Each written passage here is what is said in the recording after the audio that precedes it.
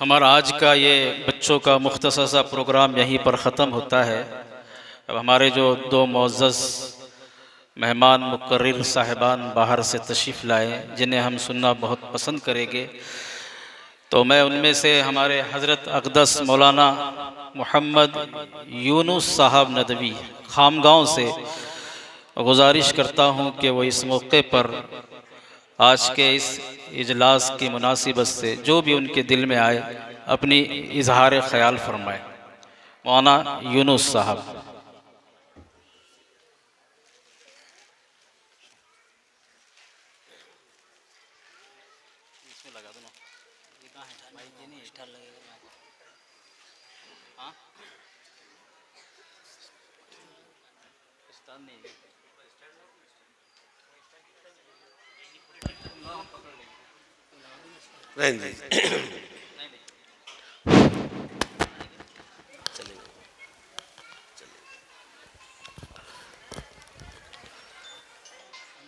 جو حضرات کھڑے ہیں بیٹھ جائیں۔ بسم اللہ الرحمن الرحیم۔ الحمد للہ رب العالمین، والصلاة والسلام على سید المرسلین وخاتم النبیین لا نبی بعدہ صلی اللہ علیہ وسلم۔ قال اللہ تعالی فی کلامی اقرأ بسم ربک الذی خلق خلق الانسان من علق اقرأ وربک الاکرم الذی علم بالقلم علم الانسان ما لم يعلم۔ وقال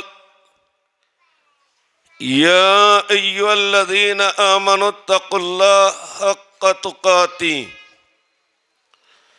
ولا تموتن الا وانتم مسلمون۔ صدق اللہ العظیم۔ وقال نبینا علیہ الصلاۃ والسلام المسلم من سلم المسلم من لسانی و یدی، او کما قال علیہ الصلاۃ والسلام۔ صدر محترم حضرت مفتی صاحب دامت برکاتہم اسٹیج پر تشریف فرما، یہ ہمارے علماء کرام جن کو اللہ نے مقام دیا، مرتبہ دیا کہ ان کو دیکھنا ثواب، ان کی زیارت کرنا ثواب، ان سے مصافحہ کرے تو مغفرت ہو جائے۔ یہ محترم علماء کرام، معزز سامعین اور عزیز طلبہ، یہ جلسہ بڑا مبارک جلسہ ہے۔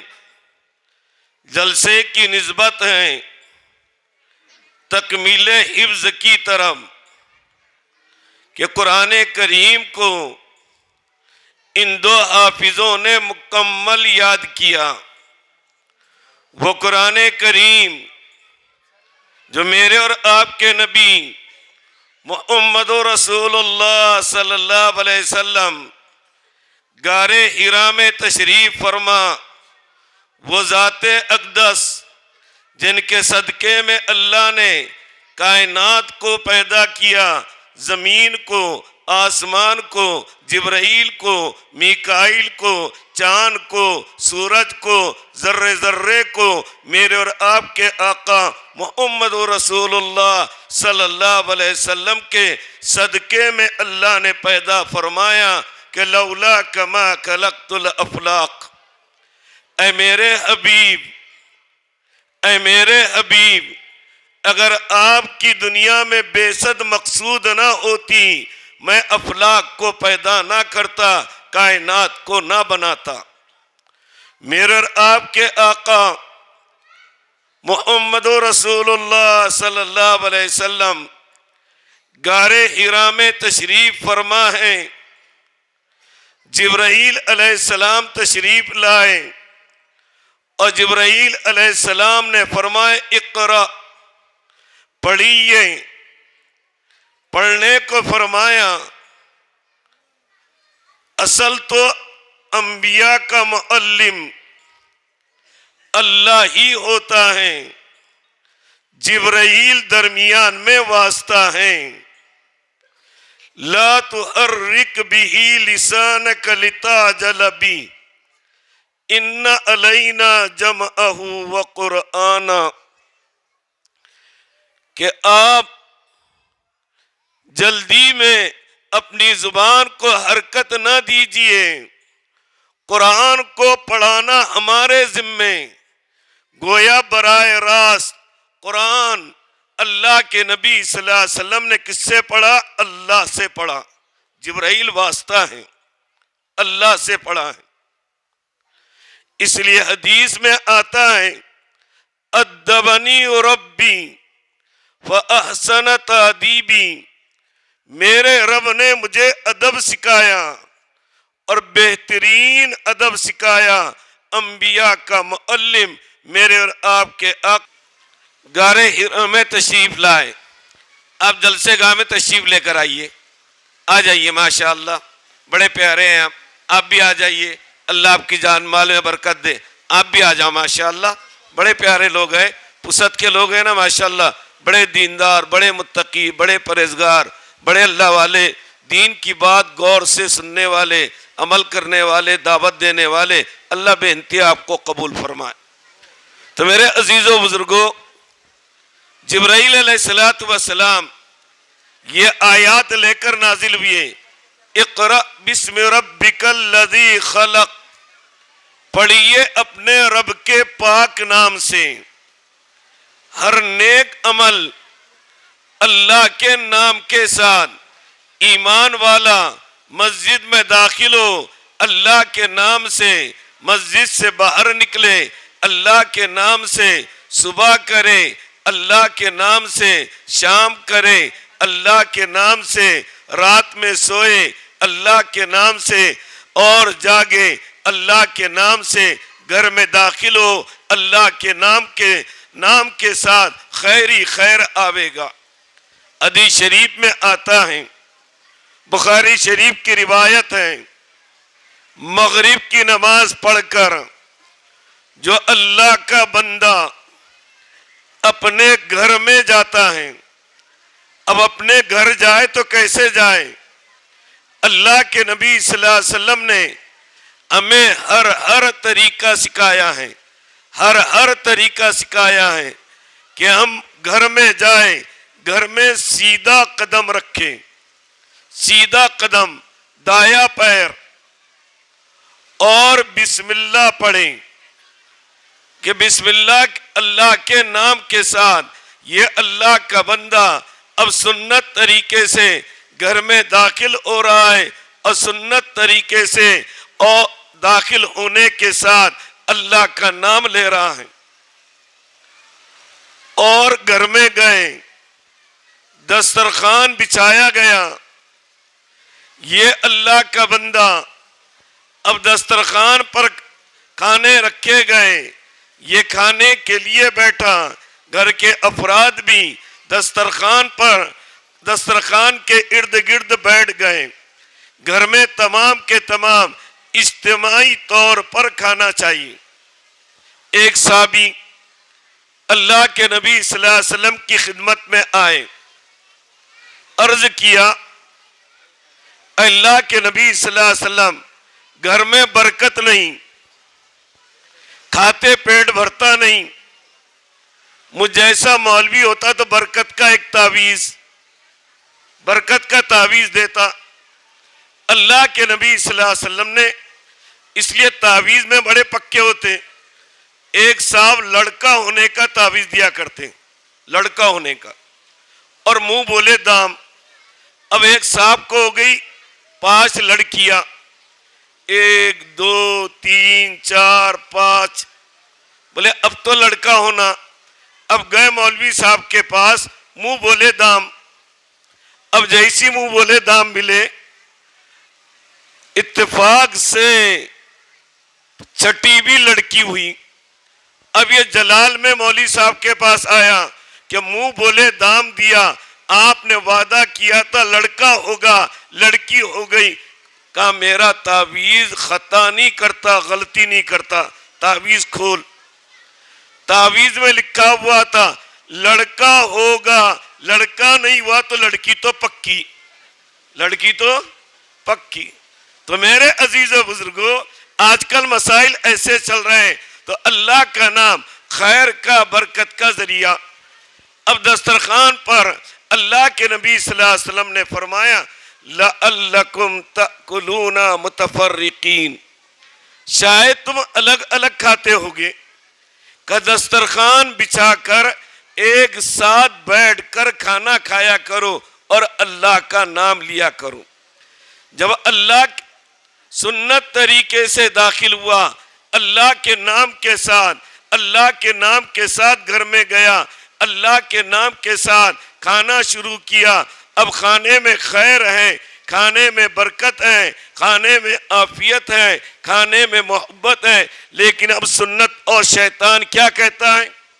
اپنے چیلے چپٹوں سے کہتا ہے اس گھر سے کوچ کرو، لا مبیت لکم ولا عشاء، آج یہ گھر میں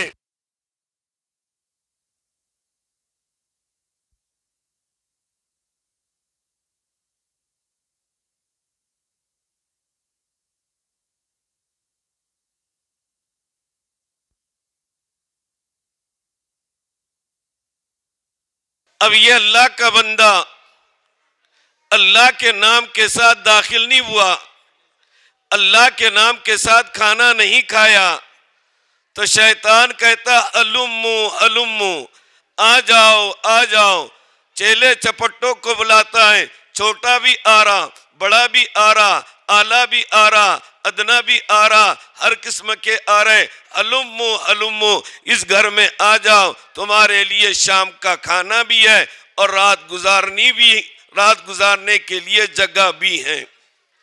اب کھانا کھا رہے ہیں، اب کھانے کے اندر اگر نمک زیادہ، مرچی زیادہ، صحیح بنا نہیں، میاں بیوی کا جھگڑا، بھائی بھائی کا جھگڑا، ساس بہو کا جھگڑا، دیورانی جٹانی کا جھگڑا، اب گھر میں جھگڑا ہو رہا، وجہ کیا بنی ہے کہ گھر والا سنت طریقے سے اللہ کے نام کے ساتھ داخل نہیں ہوا، اللہ کے نام کے ساتھ داخل نہیں ہوا، تو گھر میں اختلاف ہے، انتشار ہے۔ تو اللہ کا نام بڑے خیر کا، برکت کا ذریعہ، تو اس لیے فرمایا اقرأ بسم ربک الذی خلق، پڑھیے اپنے رب کے نام سے۔ رب کے معنی آتے ہیں تنمیت الشیء شیئا فشیئا الی کمالی، کسی چیز کو درجہ بدرجہ اپنے کمال تک پہنچانا، اپنے کمال تک پہنچانا، یہ رب کا کام ہے۔ وہ رب ہیں، پالنہار ہیں، روزی کا دینے والا ہیں، اور رب کائنات ہیں۔ آیات الحیوان میں ایک واقعہ لکھا ہے کہ کوا کیسا ہوتا جی، اور بولتے رہو آپ، کوا کیسا ہوتا؟ کالا۔ ایک جگہ میں نکاح پڑھا رہا تو نوشہ بہت ہی بھولا والا لگ رہا مجھے، میں نے کہا زندگی میں کلمے پڑھا کہ نہیں پڑھا مولوی صاحب؟ اس نے تو میں نے 2 کلمے پڑھا دیا اسے۔ بولے میں کیا بولوں؟ میں نے کہا میں جیسا بولتا آپ بولو۔ اخیر میں نے اس سے کہا آپ نے قبول کیے؟ تو مجھے کہتا آپ نے قبول کیے؟ تو آپ بھی کچھ بولتے رہو تو آپ کو نیند نہیں آئے گی۔ تو میرے عزیز و بزرگوں، آیات الحیوان میں ایک واقعہ لکھا کہ جو کوا کالا ہوتا ہے، یہ جب نر مادہ انڈے سہتے ہیں تو انڈوں میں سے جو چوزے بچے نکلتے ہیں سفید پر والے، سفید پر، اب یہ دونوں کوا نر مادہ یہ سمجھتے ہم کالے تو بچے بھی ہمارے کیا ہونا چاہیے تھا؟ کالے، یہ سفید پر والے بچے ہمارے نہیں، لیکن اللہ رب ہیں، ہر ایک کو پالتا ہے، ہر ایک کو روزی دیتا ہے، ہر ایک کا کھلانا، ہر ایک کا پلانا وہ اللہ کے ذمے ہے۔ اللہ سے ہونے کا یقین آوے کہ میرا پالنہار کون؟ اللہ، اللہ پالنہار ہیں۔ اب یہ ننھے ننھے چوزے نہ کھائے تو مر جائے، نہ کھائے تو مر جائے، لیکن اللہ ہر ایک کا رب ہے، انسانوں کا رب، حیوانوں کا رب، چرندوں کا رب، چوٹیوں کا رب، مچھلیوں کا رب، ازدوں کا رب، ہر ایک کا رب کون؟ اللہ ہے، پالنہار اللہ ہے۔ اب یہ ننھے ننھے چوزے اپنے منہ کو پھاڑتے ہیں بھوک کے مارے، اللہ تعالی ہواؤں کے ذریعے کیڑے مکوڑے ان کے حلق میں پہنچاتا ہے، وہ اللہ، یہاں تک کہ وہ پروان چڑھتے ہیں، کالے پر آنا شروع ہوتے ہیں۔ اب یہ ماں باپ سمجھتے ہیں ہمارے بچے کالے پر والے ہیں، کھلانا شروع کرتے ہیں، اللہ کا غیبی نظام بند ہوتا ہے، اس لیے یقین اللہ کی ذات پر۔ آج کا دور یاد رکھو، آج کا دور یہ فتنوں کا دور ہے، ایسے فتنے ہیں، اللہ کے نبی نے فرمایا یصبح المؤمن فی یصبح الرجل فی مؤمنا ویمسی کافرا، کہ آدمی صبح کرے گا ایمان کی حالت میں، شام کرے گا کفر کی حالت میں، اور شام کرے گا ایمان کی حالت میں۔ وَيَبِيعُ دِينَهُ بِأَرْضٍ مِّنَ الدُّنْيَا، دنیا کی چند کوڑیوں کے لیے اپنے ایمان کے سودے کرے گا، ایمان کے سودے کرے گا۔ یہ فتنوں کا دور ہے، ہر طرح کے فتنے ہیں، قادیانی فتنہ ہے، گوہری فتنہ ہے، گامدی فتنہ ہے، شکیلیت کا فتنہ ہے، قادیانیت کا فتنہ ہے، ارتداد کا فتنہ ہے۔ ایسے فتنوں کے اندر جس کا ایمان مضبوط ہوگا وہ فتنوں سے بچے گا، اور جس کا ایمان پھسپھسا ہوگا وہ فتنوں سے بچے گا نہیں، فتنوں میں مبتلا ہوگا۔ آج کا جلسہ یہ دعوت دیتا ہے کہ میرا آپ کا ایمان، میرا آپ کا ایمان حضرت بلال کی طرح ہو، حضرت خباب کی طرح ہو، میری ماں اور بہنوں کا ایمان حضرت سمیہ کی طرح ہو، کہ جان دینے کی چیز ہے، ایمان دینے کی چیز نہیں۔ شیخ محمد دربندی رحمت اللہ علیہ بہت بڑے اللہ والے گزرے، بہت بڑے اللہ والے۔ ایک زمانہ تھا تاتاری قوم عالم اسلام پر غالب آ گئی، تاتاری قوم۔ مسلمان جب ایمان نہ ہو تو بزدل ہیں، بزدل ہے۔ تو شہر دربند مسلمانوں نے خالی کر دیا، پورا خالی۔ یہ شہزادہ شہر میں قہقہ لگاتا ہوا داخل ہوا کہ دیکھو ہماری بہادری اور ان کی بزدلی۔ پھر اپنے فوجی بھیجے، دیکھو شہر میں کوئی ہے تو نہیں۔ تو چند فوجی آئے، کہنے لگے ایک بڑے میاں اور ان کا خادم مسجد کے کونے میں بیٹھے ہیں۔ شہزادہ بڑا غضبناک ہوا کہ ان کے ہاتھوں میں پیروں میں بیڑیاں ڈال کر لاؤ۔ شیخ محمد دربندی رحمت اللہ علیہ کے ہاتھوں میں بیڑیاں، پیروں میں بیڑیاں ڈالی گئی، اور شہزادہ چنگیز خاں کے حوالے کیا گیا۔ اس نے ایک سوال کیا، سب بھاگے تم کیوں نہیں بھاگے؟ آپ نے کہا اللہ کے بندے ہیں، اللہ کے گھر میں ٹھہرے ہیں، ہم اللہ کے بندے ہیں، اللہ کی بندگی کرنا ہے، نماز پڑھنا ہے، ذکر کرنا ہے، تلاوت کرنا ہے. رمضان کا مہینہ رحمتوں کا مہینہ آ رہا ہے. ان رحمتوں کے مہینوں میں روزوں کا اہتمام، تراویح کا اہتمام، صدقہ خیرات کا اہتمام کرنا ہے. خیر و برکت کا سب بھاگے، تم کیوں نہیں بھاگے؟ جن کا ایمان مضبوط، آئینے جواں مردہ، حق گوئی و بے باکی، اللہ کے شعروں کو آتی نہیں ربائی.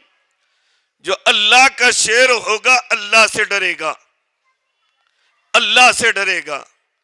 یہ اللہ والے اللہ کے شعر، اس لیے اللہ والے یہ اللہ کے شعر ہیں، ایمان کے دائی ہیں، ایمان کی دعوت دی ہے. خواجہ اجمیری رحمت اللہ علیہ کی قربانیوں کا صلہ ہے. میں آپ اس جلسے میں بیٹھے ہیں، یہ بچے قرآن پڑھ رہے ہیں، حدیث پڑھ رہے ہیں، ہم اللہ رسول کا نام کہہ رہے، سن رہے. آپ کی محنت، آپ کی قربانیوں کا صلہ ہے. قربانی اولیاء کرام کی قربانی ہے. تو شیخ دربندی سے گرجتی آواز میں کہا، جانتے ہو میں تمہیں کیا کروں گا؟ میں تمہارے ہاتھوں میں پیروں میں بیڑیاں ہیں، میں تمہیں قتل کر دوں گا. شیخ دربندی رحمت اللہ علیہ نے ایک ضرب پڑھی، لا الہ الا اللہ، ایک ضرب لگائی، لا الہ الا اللہ. ہاتھوں کی پیروں کی بیڑیاں کھل گئی، باطل لرز گیا. تیری نگاہ سے دل سینوں میں کانپتے تھے، کھویا گیا ہے تیرا مست قلندرانہ. تو نے کھو دیا ہے. ایمان والے کی نگاہ سے باطل میں زلزلہ آتا تھا، باطل کے پیر لرزتے تھے، باطل بوکلا جاتا تھا، باطل لرز جاتا تھا اور باطل کپ کپا جاتا تھا. لیکن آج وہ ایمان، وہ یقین، وہ توکل، وہ اللہ کی ذات کا یقین، نبی پاک صلی اللہ علیہ وسلم کے طریقوں میں کامیابی کا یقین چلا گیا. اس کی محنت کی ضرورت ہے. ارتداد چل رہا ہے. ایسے دور میں ہر ایک اللہ کی بندی، اللہ کے بندے، چھوٹے پر، بڑے پر، ادنا پر، اعلیٰ پر، ہر ایک پر بالکل واجب اور ضروری ہے کہ اپنے امکان کی حد تک ارتداد کو روکنے کی کوشش کرے. میرے عزیز و بزرگوں، برا حال چل رہا ہے. ہم مطمئن ہیں، ہم مطمئن ہیں. مفتی شفیع صاحب رحمت اللہ علیہ نے ایک جگہ لکھا ہے، جو اپنے ایمان اعمال پر مطمئن ہو جائے، میری نماز، میرا روزہ، میرا ذکر، میری تلاوت، میرے اعمال، جو اپنے ایمان اعمال پر مطمئن ہو جائے، اس نے گویا اپنے لیے ہدایت کا دروازہ بند کر دیا. اس لیے ارتداد رکے گا یہ دین کی محنت سے. یہ مدارس کے ذریعے جب ارتداد کی ہوائیں چلی، اس ملک میں انگریز غالب آ گیا، علماء کرام شہید ہوئے. سن 1857 میں علماء کرام نے مدارس کی بنیاد ڈالی، مدارس کو قائم کیا. دارالعلوم دیوبند کا قیام ہوا، پھر اسی نہج پر مدارس کا قیام ہوا. انہی علماء کرام نے، قاسم نانوتوی رحمت اللہ علیہ نے، جتنے عیسائی علماء تھے ان کا ایسا مقابلہ کیا اور ان کی جماعت کے حضرات نے کہ انہیں ہندوستان چھوڑ کر بھاگنا پڑا. ہر دور میں یہ مدارس کے فضلاء نے، یہ مدارس والوں نے مقابلہ کیا. اس لیے یہ طلبہ، ابھی 2 حافظ آپ کے سامنے بیٹھے ہیں، بات طویل ہو رہی. اب یہ قیامت میں، اب دنیا میں چاہے حقیر سمجھو، آج کل جس کی محترمہ بھی نہیں سنتی، وہ بھی آ کے امام پر کیا کرتا؟ مولوی صاحب ڈیرنگ کرتا. آج تو لمبی پڑھا دیے،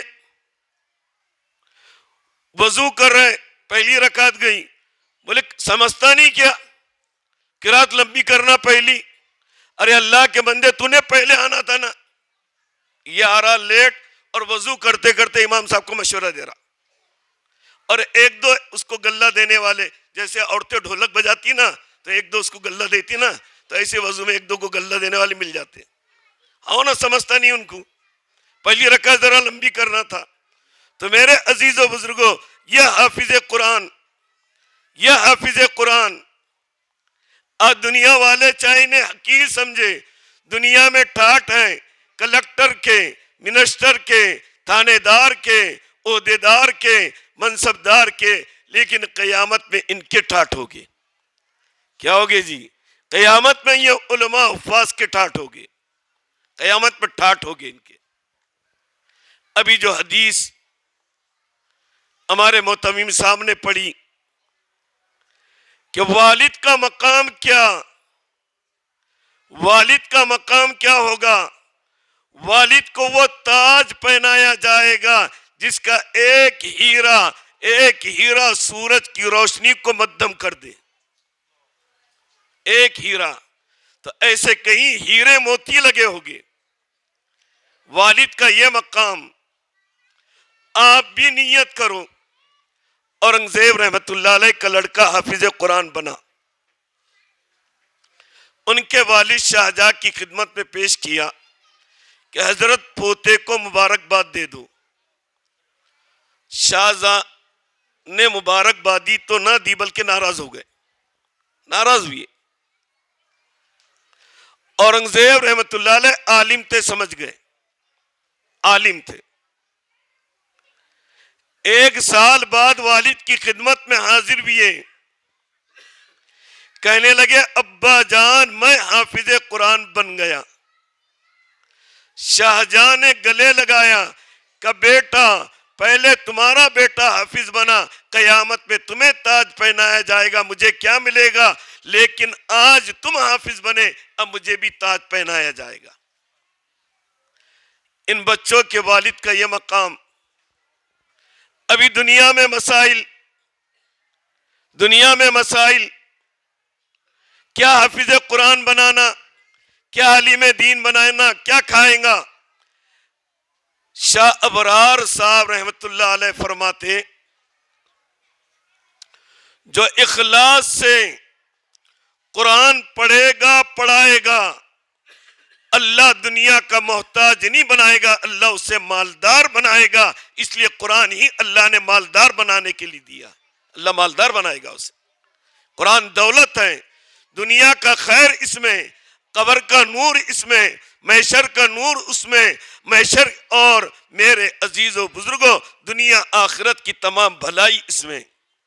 اب یہ دونوں حافظ محشر میں بڑے ٹھاٹ ہوں گے ان کے. اب جن لوگوں پر جہنم واجب آگے پیچھے گھومیں گے. حافظ صاحب کیا نام ہے تمہارا؟ حاجی نام؟ اچھا، اللہ تم کو حاجی بنا دے. حاجی صاحب وہ آئے گا، وہ خاندان والا، وہ فلاں آگے پیچھے گھومیں گے. ہماری سفارش کرو جہنم سے بچ جائے، وہ آگے پیچھے گھومے گا. کیا ٹھاٹ ہوگے، اور جنت میں کیا مقام. ایک ایک آیت پڑھے گا اور جنت کے اعلیٰ درجوں میں پہنچے گا. دنیا والے کیا ان کے مقام کو جانے. اس لیے اخیر میں ایک بات عرض کر دوں، یہ مدارس، یہ دین کے قلعے ہیں، ان پر اپنا مال لگائیں، اللہ دنیا بھی دے گا آخرت بھی دے گا. حکیم الامت حضرت تھانوی رحمت اللہ علیہ کا واقعہ لکھا ہے کہ ایک مچھیرا دریا کے کنارے مچھلیاں پکڑ رہا تھا. جو طالب علم دریا کے کنارے اپنے سبق کا مذاکرہ تکرار کر رہے تھے، آج استاد نے یہ سبق پڑھایا کہ اگر کسی کا انتقال ہو جائے تو لڑکے کو 2 حصے، لڑکی کو 1 حصہ. بیٹیوں کو بھی میراث میں حصہ دو. ورنہ باپ بھی ظالم ہوگا جہنم میں جائے گا، اگر بھائی نہیں دیا تو بھائی ظالم ہوگا جہنم میں جائے گا۔ حصہ بیٹیوں کا میراث میں حصہ طے ہے، دینا چاہیے۔ اب یہ طلبہ مذاکرہ کر رہے ہیں کہ استاد نے آج پڑھایا کہ لڑکے کو 2 حصے، لڑکی کو 1 حصہ۔ اس میں سے ایک کہتا لیکن ہم یہ پوچھنا بھول گئے، جو لڑکا ہو نہ لڑکی ہو درمیانی ہو، سمجھ گئے نا درمیانی؟ اچھا، آپ بھی سمجھ گئے ہوں گے۔ یہ درمیانی کو کیا ملے گا؟ درمیانی کو کیا حصہ ملے گا؟ حالانکہ ہدایہ وغیرہ میں اس کی بھی تمام دقیق مسائل ہیں، تو بولے پوچھنا بھول گئے ہم کہ وہ درمیانی کو کیا ملے گا۔ اب وہ مذاکرہ طلبہ کا پسند آیا۔ یہ طلبہ کو محبت کی نگاہ سے دیکھو، ان کو محبت کی نگاہ سے دیکھیں گے محلے والے، بستی والے، اللہ دیکھنے کی برکت سے اللہ تمہاری مغفرت کر دے گا۔ جب جہنمی جہنم میں جائے گے تو داروغہ جہنم پوچھے گا ما سلککم فی سقر، جہنم میں آئے کیوں تم؟ تو وہ وجہ بیان کرے گی 3۔ لم نک من المصلین، کہ ہم نمازیں نہیں پڑھتے تھے۔ ایسا نہیں کہ شب برات آئی تو خوب نماز پڑھے اور بعد میں غائب، رمضان آئے تو نماز پڑھے بعد میں غائب۔ اور دوسری بات فرمائی وَلَمْ نَكُ نُطْعِمُ الْمِسْكِينَ، ہم مستحق پر، مسکین پر خرچ نہیں کرتے تھے، کھلاتے نہیں تھے ان کو۔ آپ پر حق ہے۔ وَكُنَّا نَخُوضُ مَعَ الْخَائِضِينَ، جوانوں موبائل میں گپبازی کرنا جہنمیوں کی علامت ہے۔ ٹائم پاس کر رہے، ٹائم پاس موبائل میں۔ علماء فرماتے ہیں تنہائی میں یہ موبائل سے آج کے دور میں جو گناہ سے بچ گیا وقت کا ولی بن گیا، تنہائی میں بچ گیا، پوری دنیا کی برائیاں اس میں جمع ہو گئی۔ بہرحال وہ طلبہ آپس میں مذاکرہ کر رہے ہیں۔ وہ مچھیرے کو ان کا مذاکرہ پسند آیا تو جتنی مچھلیاں تھی ان کو دے دی کہ جاؤ۔ یہ بھی خوش۔ جاتے جاتے دل میں خیال آیا کہ ایک آدھا جال دریا میں ڈال دوں۔ اب دریا میں جال ڈالا تو اس میں سے ایک مچھلی بڑی خوبصورت، بہت ہی خوبصورت۔ اس نے یہ سوچا اگر بازار میں جا کر بیچوں گا تو اس کی کوئی قیمت آنے والی نہیں، اگر بادشاہ وقت کے دربار میں پیش کروں تو بادشاہ اس کی بہت قیمت دے گی، مچھلی بڑی خوبصورت ہے۔ تو بادشاہ کے دربار میں گئے۔ جیسی بادشاہ کے دربار میں پہنچے، بادشاہ نے مچھلی دیکھی بڑی خوبصورت، تو بادشاہ نے مچھلی کی قیمت دی 100 دینار، سونے کا سکہ۔ کتنے جی؟ 100 دینار۔ اب یہ خوشی خوشی جانے لگا۔ اب ملکہ نے دیکھی کہ اگر انہوں نے ایک مچھلی کی قیمت 100 دینار دی تو یہ تو خزانہ خالی ہو جائے گا۔ تو بادشاہ کو کہنے لگی تم نے کیا کیا؟ یہ خزانہ خالی ہو جائے گا، یہ مچھلی واپس کرو۔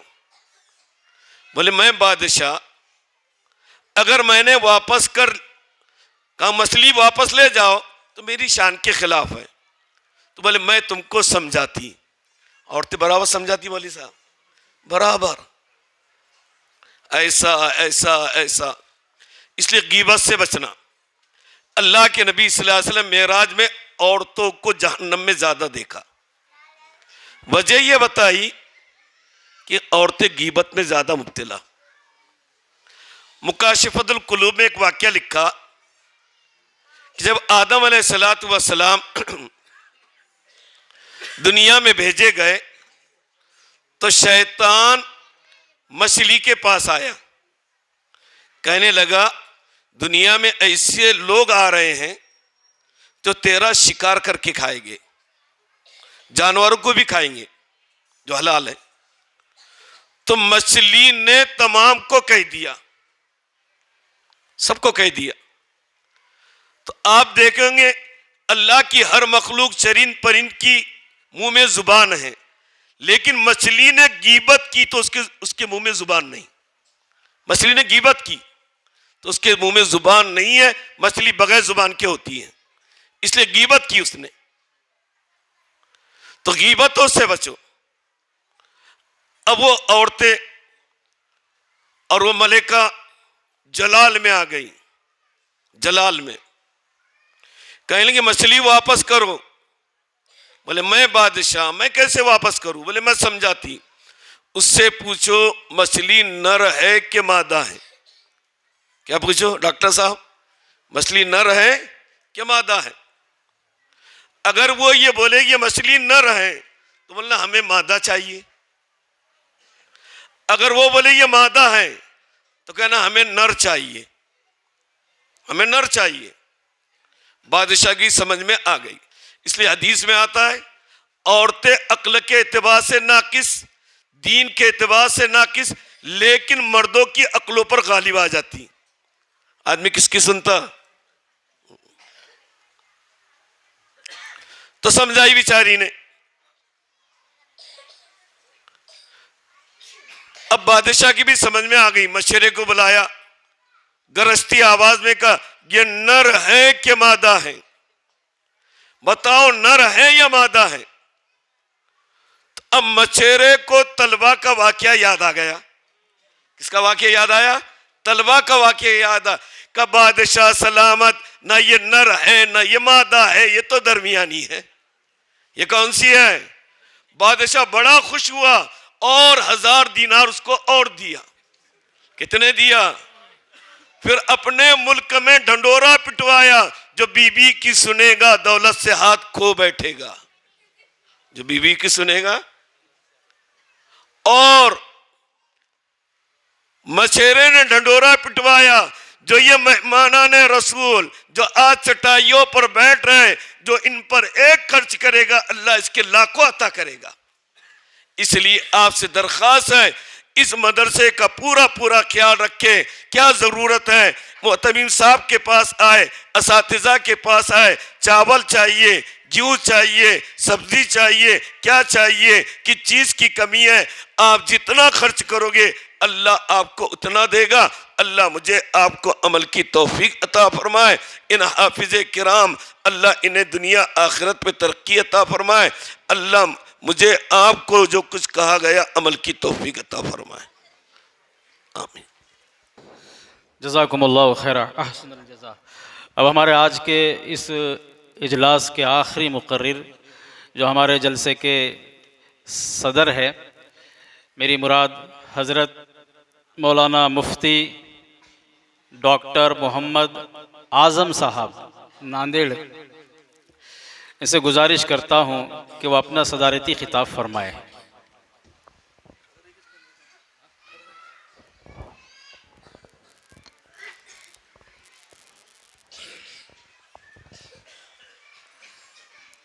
السلام علیکم ورحمۃ اللہ وبرکاتہ.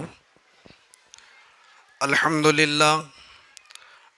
للہ رب العالمین والصلاة والسلام علی سید الانبیاء والمرسلین وعلی آلہ واصحابہ واتباعہ اجمعین الی یوم الدین. اما بعد فاعوذ باللہ من الشیطان الرجیم. بسم اللہ الرحمن الرحیم. انا نحن نزلنا الذکر وانا له لحافظون.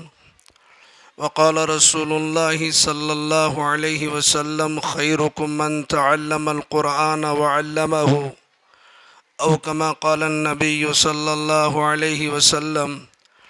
سبحان ربک رب العزت عما یصفون وسلام علی المرسلین والحمد للہ رب العالمین. میں بات شروع کرنے سے پہلے ایسے چہرے دیکھ رہا ہوں جن سے مجھے اچھی خاصی شناسائی ہے. میں آپ سے ادباً گزارش کرتا ہوں کہ اللہ پاک نے آپ کو آنکھیں دی ہیں آپ کے نظروں کے سامنے جگہیں خالی نظر آ رہی ہیں، میں بلا تکلف کہتا ہوں کہ آپ اس جگہ کو پر کر لیں۔ اور چونکہ میں پوست کی سرزمین پر رہ چکا ہوں، آپ کے مزاج سے مجھے واقفیت ہے اور آپ کی بہادری کے چرچے سنتے رہتا ہوں، اور آپ کا ایجوکیشن مزاج تعلیمی ماحول کو فروغ دینے کی جد و جہد جو رات و دن آپ کرتے رہتے ہیں، اس سلسلے کی بھی کارگزاری ہمارے کانوں پر پڑتے رہتی ہے۔ میں پھر ان نوجوانوں کو بھی دیکھ رہا ہوں، میں سمجھتا ہوں 20-22 سال پہلے یہ بچے تھے ہوں گے، وہ بچے آج جوان ہو گئے، لیکن ان کو ٹیکے کی ضرورت ہے۔ اگر اللہ پاک نے آپ کو صحت دی ہے، ٹیکے کی ضرورت جو واقعتاً ضرورت کے تحت استعمال کرنا ضروری ہے تو آپ استعمال کیجئے، ورنہ سامنے تشریف لائے تو بڑی خوشی ہوگی۔ میں زیادہ وقت نہیں، چونکہ حضرت مولانا شکیل صاحب نے بعد نماز مغرب سے 10 بجے تک کا پروگرام طے کیا، ابھی ہماری نماز عشاء باقی ہے اور اسی کے ساتھ ساتھ جنت والا عمل بھی باقی ہے، کھانا بھی باقی ہے، اور بہت سارے لوگ ایسے ہوتے ہیں جو فوراً نماز کے بعد کھانے کے عادی ہوتے ہیں۔ اتنی دیر آپ لوگوں کو بٹھانا اور بہت زیادہ باتیں کرنا مناسب نہیں ہے۔ میں وقت کے اندر بہت اہم چیزیں، چونکہ زمینی سطح پر معاشرے میں سماج میں رہنے کا میں عادی ہوں، کچھ موٹی موٹی باتیں آپ کی خدمت میں گوشے گزار کر دوں۔ میں حضرت مولانا کی طرح علمی نکات اور بہت ہی مدلل انداز میں بولنے کا عادی نہیں ہوں۔ سماج میں، سوسائٹی میں، معاشرے میں، ہمارے درمیان میں جو کچھ ہو رہا ہے اپنی آنکھوں سے میں دیکھتا ہوں، اس کو بول کر اپنی زندگی میں، لوگوں کی زندگی میں لانے کی کوشش کرتا ہوں۔ ایک شاعر نے کہا تھا، بات یہاں سے شروع کروں کہ موڑ دیتے تھے وقت کا دھارا ہم لوگ، اب ڈھونڈتے پھرتے ہیں کنارہ ہم لوگ، بادشاہوں کو عطا کرتے تھے پوشاک کبھی، اب پہنتے ہیں فقیروں کا اتارا ہم لوگ۔ میں آپ کی پیشانی پر دیکھ رہا ہوں، آپ علم دوست آدمی ہیں، آپ کو ایجوکیشن سے دلچسپی ہے، آپ علم اور تعلیم کے سلسلے میں بڑے حساس ہیں۔ پوست کی سرزمین شروع سے ہی ویسی ہے، چونکہ علم سے آپ کو واسطہ ہے، رابطہ ہے، تعلق ہے، اس لیے میں واضح انداز میں کہتا ہوں کہ اگر 2005 کی سچر کمیٹی رپورٹ ہمارے سامنے ہے، اس کے نکات ہمارے نظروں کے سامنے ہیں، اور 2013 کی محمود الرحمان کمیٹی رپورٹ ہمارے مہاراشٹر کے سطح کی مسلمانوں کی جو رودات کو پیش کرتی ہے، میں سمجھتا ہوں کہ ہمارے حساس قسم کے تعلیمی یافتہ لوگ ان نکات کو اچھی طریقے سے جانتے ہیں۔ بات مختصر ہے، عزتوں کے مقام پر تھے، آج ذلت و رسوائی کی زندگی گزار رہے ہیں، بلند اوج ثریا کی زندگی ہم بسر کرتے تھے، آج ہماری حالت زار کا جو رونا رویا جاتا ہے، جس کی وجہ سے ہمارے زندگی کے تمام پہلو متاثر۔ اے بیٹا آپ ادھر توجہ سے، یہ بچے بات نہ کریں، پوری توجہ سے سنیں۔ زندگی کے تمام تر پہلو ہمارے متاثر ہو گئے ہیں۔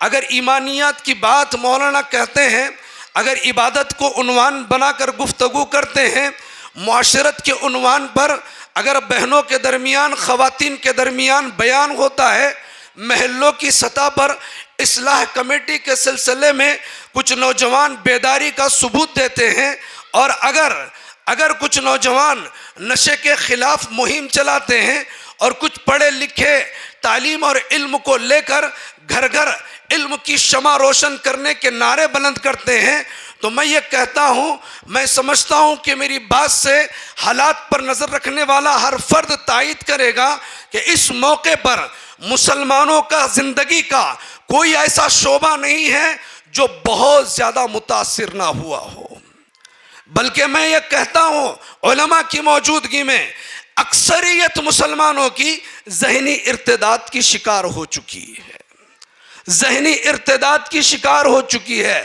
ارتداد کے معنی کیا ہے؟ آپ علماء سے معلوم کیجئے۔ فکری اعتبار سے، سوچ کے اعتبار سے، ذہن کے اعتبار سے ہم لوگ ارتداد کے دہانے پر پہنچ چکے ہیں۔ اگر کسی نیوز میں اور کسی واٹس ایپ کے کسی ایک گروپ میں کوئی آپ کو بات معلوم ہوتی ہے کہ ایک لڑکی یا ایک لڑکا اسلام کے دامن کو چھوڑ کر رسول پاک علیہ السلام کے مبارک اور پاکیزہ رشتے کو توڑ کر کفر اور ارتداد کا شکار ہوتا ہے، تو میں یہ سمجھتا ہوں آج اس نے عملی طور پر ہمارے سامنے اس کا اظہار کیا، ورنہ زمینی سطح پر ہم مسلمانوں کے ذہنوں میں کئی ایسے ذہن پنپ رہے ہیں جو ارتداد کا شکار ہو چکے ہیں۔ بہرحال حالات کا رونا نہیں ہے، مسائل کا تذکرہ کر لینا یہ کافی نہیں ہے۔ مسائل کو حل کرنے کے لیے ہم کیا لاہے عمل اختیار کریں، ہم کون سا کام کریں؟ تو میں یہ کہتا ہوں مسلمانوں نہ گھبراؤ، خدا کی شان باقی ہے۔ مسلمانوں نہ گھبراؤ، خدا کی شان باقی ہے۔ ابھی اسلام زندہ ہے، ابھی قرآن باقی ہے، گھبرانے کی ضرورت نہیں ہے۔ مولانا نے بہت اچھی تمہید باندھی اور قرآن پاک کی وہ اقرا والی آیت تلاوت کی ہے۔ آپ مفسرین سے پوچھئے، قرآن کے معانی، قرآن کے مطالب بیان کرنے والوں سے معلوم کیجئے کیا بات تھی۔ بیت اللہ شریف میں 360 بت رکھے ہوئے تھے، قتل و غارت گیری عام تھی، زنا عام تھا، بے حیائی کا یہ عالم تھا۔ رسول پاک علیہ السلام کی بعثت سے پہلے کہ بیت اللہ شریف میں لوگ برہنہ طواف کیا کرتے تھے، چرچے کر لینا، حالات کو بیان کر لینا وہ کوئی معنی نہیں رکھتا۔ حالات کیسے تھے؟ حضور علیہ السلام کے پاس جبرائیل آئے، میرا ذہن کہتا ہے، آپ کا ذہن کہتا ہے کفر پنپ رہا تھا، شرک موجود تھا، 360 بتوں کی لوگ بیت اللہ شریف میں پرستش کر رہے تھے۔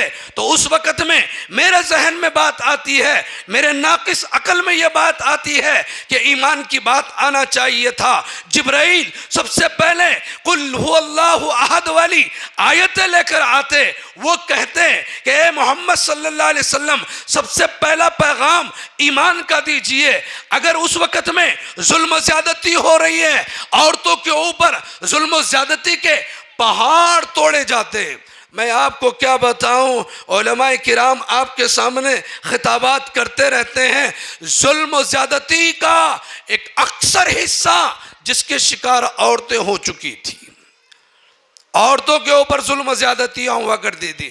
ان اللہ یامر بالعدل والاحسان والی آیتیں، معروفات والی آیتیں، عدل و انصاف والی آیتیں، عورتوں کے مقام اور مرتبے کو بیان کرنے والی آیتیں نازل ہوتی تاکہ سماج سے عورتوں کے ظلم و زیادتی کو ختم کر دیا جائیں۔ کفر کے خلاف قرآن کی وہ مضمون اور اسی ٹاپک پر آیتیں نازل ہوتی۔ لیکن میرے بھائیوں، سب سے پہلے جبرائیل علیہ السلام نے غار ہیرا میں جو پہلا پیغام سنایا وہ کون سا تھا؟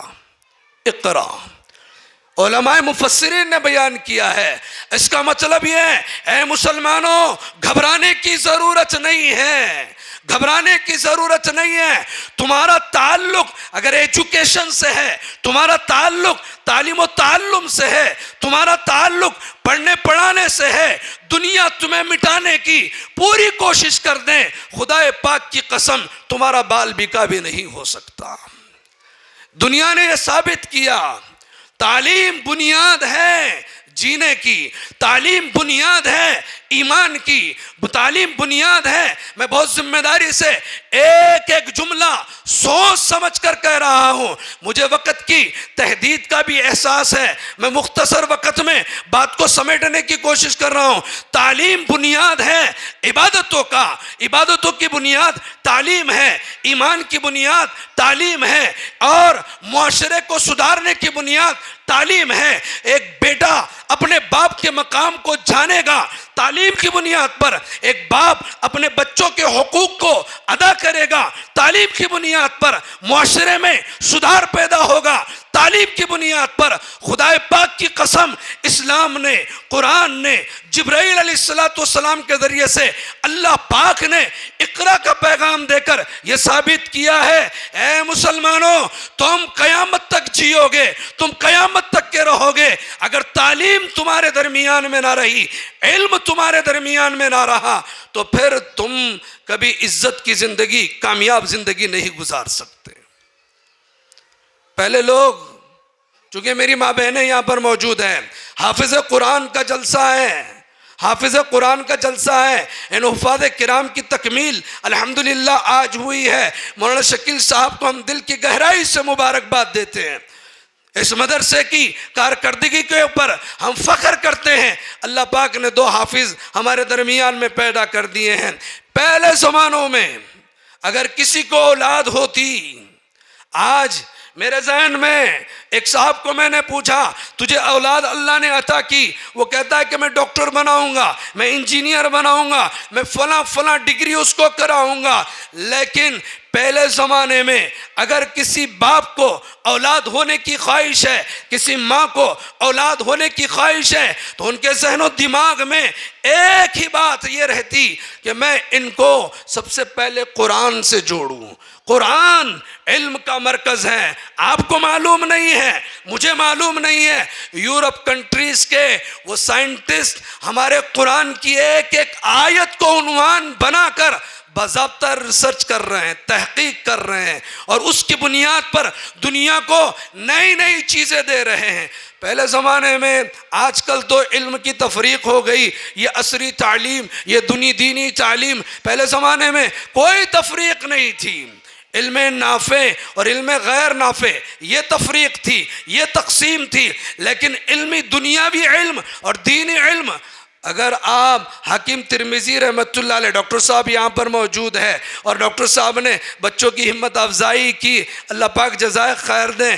اگر ICU کے کنسیپٹ کے متعلق اگر ایک ڈاکٹر کسی پیشنٹ کو ایسی جگہ پر رکھتا ہے جہاں پر باہر کے مضر اثرات سے پیشنٹ کی حفاظت کی جائے، میں آپ کو دعوت فکر دیتا ہوں، آپ معلوم کیجئے دنیا کو ICU کا کنسیپٹ کس نے دیا ہے؟ حاکم ترمذی رحمۃ اللہ علیہ۔ اگر ایک طرف وہ عالم دین تھے، ایک طرف وہ محدث تھے، ایک طرف وہ مفکر تھے، تو دوسری طرف اس دور کے سب سے بہترین سرجن تھے۔ دنیا نے جب بغداد علم و فضل کا مرکز تھا، تاتاریوں کا تذکرہ مولانا نے کیا ہے، حکیم الاسلام قاری طیب صاحب رحمۃ اللہ علیہ نے لکھا ہے، اگر تاتاریوں کا حملہ بغداد پر نہ ہوتا اور مسلمانوں کا وہ ذخیرہ جو مسلمانوں نے خاص طور سے خلافت بنو عباسیہ کے دور میں جمع کیا تھا، بڑی بڑی لائبریریاں، بڑے بڑے کتب خانے وہاں پر موجود تھے، جب تاتاریوں نے حملہ کیا تو وہ کتب خانے کی کتابیں لے کر دریائے دجلہ کے اندر ڈالیں۔ قاری صاحب نے لکھا ہے اتنا بڑا کتابوں سے پل بن گیا کہ 2 گاڑیاں آرام سے جا سکتی تھی، آ سکتی تھی۔ اگر وہ ذخیرہ مسلمانوں کے پاس موجود ہوتا تو سائنس اور ٹیکنالوجی میں جیسے دور اول میں مسلمان صف اول میں نظر آتے ہیں، آج کے دور میں بھی مسلمان اس سے آشنا ہوتے اور اس میدان میں کام کر دیں۔ لیکن بدقسمتی سے میں نے سچر کمیٹی رپورٹ ہندوستان کی سرزمین پر جو 2005 کے اندر قائم باضابطہ تحقیق کی گئی اور 2013 میں محمود الرحمان کمیٹی مہاراشٹر کی سطح پر ہم مسلمانوں کی جو ذب و حالی کو بیان کیا گیا ہے، میرے بھائیوں رونے کے سوا کچھ نہیں ہے۔ تعلیم کے عنوان پر، علم کی بنیاد پر ہماری جو بے حسی ہے، اگر کوئی سیاسی پلیٹ فارم ہو تو وہاں مسلمانوں کی کثیر تعداد رہے گی، شادی بیاہ کا موقع رہا، لاکھوں روپیے خرچ کرنے میں ایک غریب سے غریب آدمی دریغ نہیں کرے گا۔ لیکن جہاں تعلیم کی بات ہوئی، ایجوکیشن کی بات ہوئی، قرآن کے علم کی بات ہوئی، مدرسے کی بات ہوئی، اسکول کی بات ہوئی، تو میرے بھائیوں ہم مسلمان بہت پیچھے رہتے ہیں۔ اللہ والوں نے کہا اس دور میں اے مسلمانوں آدھی روٹی کھاؤ، اگر کپڑا پورا پہننے کو نہ ملے سطر چھپا دینا، لیکن خدا کے واسطے اپنی نسلوں کے حال پہ رحم کھاؤ۔ تمہاری نسلیں، تمہاری اولادیں، ہماری اولادیں اگر زندہ رہے گی تو علم کی بنیاد پر ہی رہے گی، ورنہ دنیا کی کوئی طاقت، تمہارا ایمان بھی محفوظ نہیں رہے گا۔ علماء سے معلوم کیجئے اگر علم نہیں ہے تو پھر زندگی میں ایسے جملے انسان کہہ دیتا ہے جو کفر اور شرک تک انسان کو پہنچا دیتا ہے۔ آپ کو معلوم ہے آپ کے پاس ہوتا نہیں ہوتا، ہتھیلی کھجاتی تو کیا ہوتا؟ ارے بھائی میں اسی علاقے کا ہوں، مجھے معلوم ہے، ہتھیلی کھجاتی تو کیا بولتے ہیں؟ پیسے آتے ہیں۔ پیر کھجارا تو کہیں تو بھی سفر پہ جاتا۔ ایک بہن گھر میں روٹیاں پکاتی ہے، وہ توے کو الٹا رکھتی ہے، اس سے چنگاریاں نکلتی ہے، تو اس موقع پر وہ بہن کہتی ہے کوئی تو بھی مہمان آ رہا، توا ہنس رہا۔ بولتے کہ نہیں بولتے؟ بولتے ہیں۔ حضرت تھانوی رحمت اللہ علیہ نے لکھا ہے اگر کسی کا دل کا عقیدہ ایسا ہو گیا کہ بلی سامنے سے گزری کام بگڑ جائے گا، اس کو اپنے ایمان کی خیر منانا چاہیے۔ اس کا ایمان باقی نہیں ہے، اس نے بلی کو اپنے کام کی رکاوٹوں کا ذریعہ سمجھا، توے کے ہنسنے کو مہمان کی آمد کا ذریعہ سمجھا، ہتھیلی کھجانے کو پیسے کے آمد کا ذریعہ سمجھا۔ اس کے پاس ایمان کیا ہے؟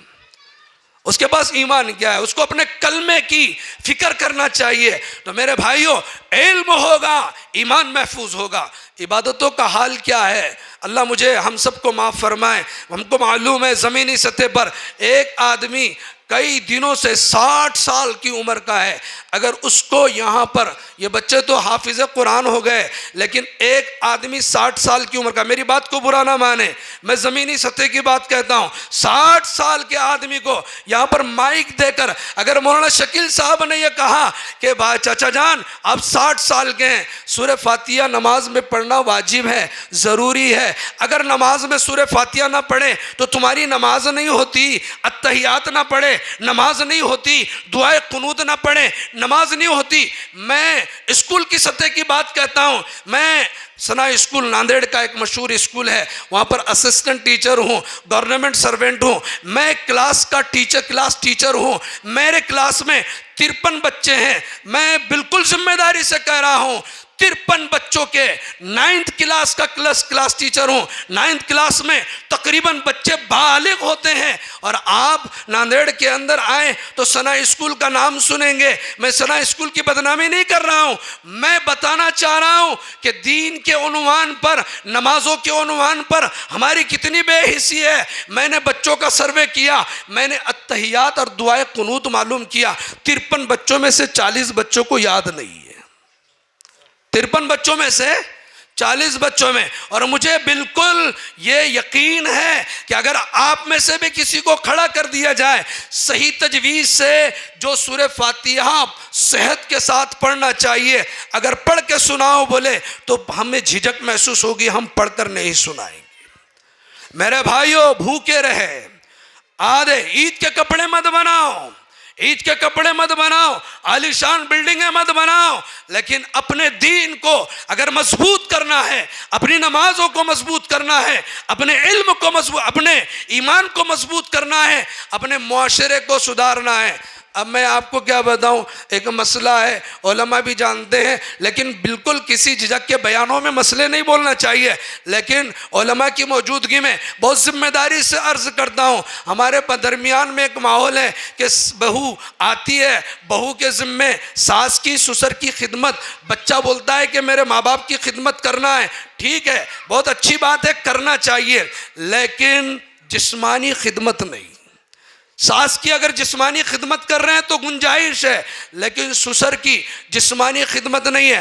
علماء کو معلوم کر لینا، اگر بہو اپنے سسر کے پیر دبا رہی ہے اور سسر کو اگر شہوت غالب آ گئی اور اس نے اپنے بہو کو صرف ہاتھ لگا دیا شہوت کے ساتھ، تو اس کے بیٹے پر اس کی بہو حرام ہو جاتی ہے۔ یہ مسائل کون بولے گا؟ ہم نے مسائل نہیں سیکھا، معاشرے میں ہم زندگی گزار رہے ہیں، حلال حرام کا علم ہم نے نہیں سیکھا۔